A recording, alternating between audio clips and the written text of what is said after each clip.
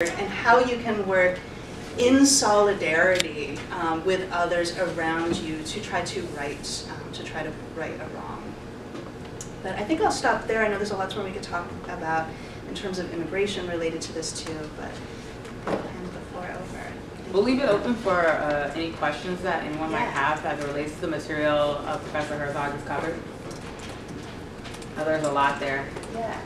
How do you feel about the sign that says, "I'll see nice white ladies after nice Black Lives Matter"? Yeah, and there's I can't recall the name of the man who created that sign, but he was interviewed. He's, I think he's an Iranian immigrant, and he talked about being purposefully provocative and saying nice white ladies, which is obviously meant to raise hackles in terms of, no, I don't think female, feminist organizers are nice ladies at all. They're organizing against the idea of being framed as nice ladies. On the other, it made me laugh, and I felt like, okay, like it's a little bit of a call out. Don't be a nice white lady. Don't stop here. Don't stop with your knitting hats. Like, we get out there and see that this, go to the next Black Lives, see this as a connected, continued, shared struggle. So I was okay with that call out. Yeah. I don't think they were saying nice, like all ladies are nice. I think it's just like the social narrative of white people generally is nice.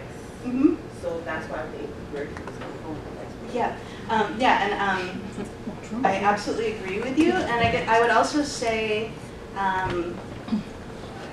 the idea of politeness and not raising hackles or saying things in a nice diplomatic way is also has its root in kind of white bourgeois culture, and it's dangerous. I think being polite is dangerous, or this way in which you hear something that's upsetting and there's just like, oh, I don't want to draw attention to this. I think that has a silencing effect, and we shouldn't be afraid to be impolite when we see injustice being served. So, yeah. I thought it was interesting when when Trump coined the term "nasty woman" and how everybody just sort of jumped on the bandwagon and changed their Twitter feed handle to "nasty woman." Yeah. And so to the point of not being polite and not being afraid to sort of push back. But a question that I had, I teach a race class in ethnicity here, and one of the things that we were talking about today, one of the readings, spoke about how when the dominant structure sort of co-opts elements within the movement to try to silence them. What is your suggestion for pushing back in that regard?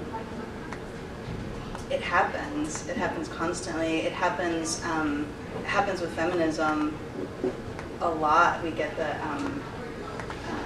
things like Riot Girl kind of turned into the Spice Girls pretty quickly. I think the more radical you are, the harder it is to co-opt. But I don't know if there's a. I think you have to be conscious of resisting that. Yeah, and it was interesting because when Obama had gone to London, if it was last year, and he was speaking to a group of young folks there, he actually chastised the Black Lives Matter movement for not wanting to come to the table, and so I guess in a way they sort of felt like their movement was being co-opted. Yeah. And some of them resisted going because they didn't want to just be sort of co-opted in and then have their flyers sort of tamped down like Nixon did. Yep. With, I can't remember who it was, right. Yeah, I think you could almost guarantee that would happen, yeah. I think too, looking at economics or linking, not refusing to allow issues of gender and sexuality to be sectioned. It becomes easier to co-opt something if it's sectioned off. There was the Hillary's secret Facebook group, the White Pants Nation. One of the organizers of that group got a huge amount of flack because she was going to take people's stories and pictures from this and publish a coffee table book, which she was roundly and rightly criticized for turning this into a pretty commodity, a nice book that you could buy.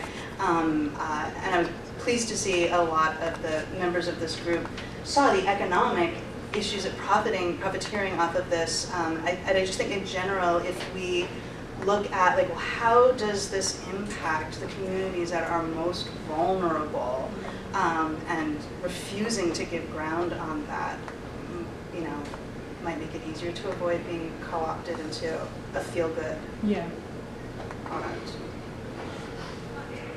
I have a question. Yeah. Aside from sort of like the microaggressions that happen in class, which are sort of like people talking about, or people making statements that are centered